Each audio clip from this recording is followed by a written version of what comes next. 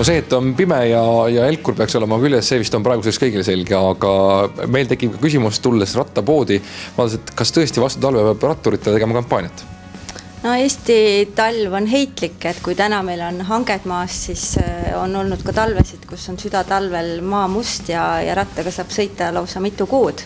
Et seetõttu meie jaoks on väga oluline, et nii tervisesportlased, jalgratturid, jalakäijad, et kõik oleksid pimeduses nähtavad. Tegelikult korras rattale on päris palju nõudeid, et üldse kui rattaga välja minna, peaks olema ratta ees ja taga helkurid, siis on kohustuslikud märgutuled, lisaks kodarahelkurid ja signaalkell. Ja need on nagu suuresti ikkagi inimese enda turvalisuse ja heaolu jaoks, et lisaks märgutuledele tegelikult veel paremad on osadel uudsetel mudelitel on kohe sellised tuled, kus on mitu leedi koos, et siis ka inimene reaalselt näeb pimeduses, et kus ta tee viib ja kus ta sõita saab. Selle kampaania raames oleme silmapaistev, me tahamegi just näidata, et tegelikult enda nähtavaks tegemine ei tähenda ainult rippuvad jalakäija helkurit, et neid võimalusi on hästi palju ja siin laua peal ongi välja toodud just ratturitele sobivad tooted, et helkurspreid, jalanõude katted, seljakoti katted, helkurkleebised kiivrile, riietele. Nende puhul tuleb ainult tähele panna seda, et liiklusseadus on andnud ette, mida võib nimetada helkuriks. Ehk siis toodet, mis on sertifitseeritud, ta on laboris uuringut läbinud ja on kindlasti teada, et see kaitseb sind selles olukorras, et autole on vähemalt 30 meetri kauguselt sind näha.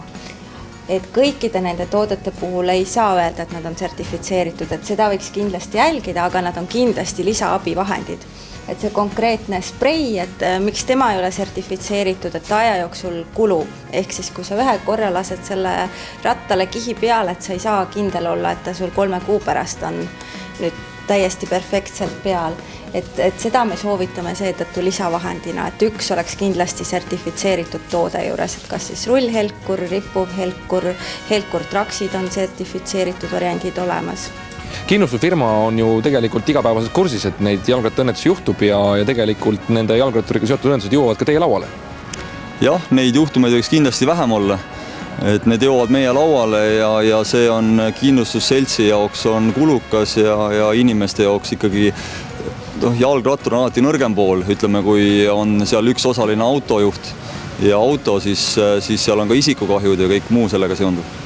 No praegu televaataja taustal näeb ka, kuidas on võimalik oma jalgratast kas või tõesti sügaval talvel teha nii, et oleks seal liiklus igal pool nähtav. Me nägime just ennevalt seda spreivärvi. Sina ka kui jalgrattaentusiast, kas sul on kõik asjad need rattal küljes? No peaaegu päris ideaalselt ei ole, aga mina sõidan põhiliselt suvisel ajal, talvisel ajal ma küll ei sõida, aga sellegi poolest jah, on liikluseeskirjas need nõuded toodud ja mina leian, et see eeskirjaks, aga olulisem on ikkagi see, et see on inimese enda jaoks oluline.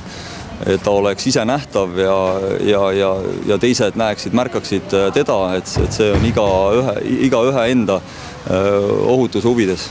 Jalgratturid ja kindlustus, kuidas need omavahel seotud on? Et ega jalgrattur oma jalgratast nii nagu liikluskindlustus teha ei saa kindlustada? Jah, jalgrattakindlustust PZU-kindlustus ei paku, aga eraldi liikluskindlustusena, aga kodukindlustuse alt on võimalik ka jalgratast kindlustada. Kui nüüd peaks juhtuma, et jalgrattur liiklusõnnetusse satub, siis ütleme, et jääb süüdi veel, sõidab kellelegi sisse, mis siis saama hakkab?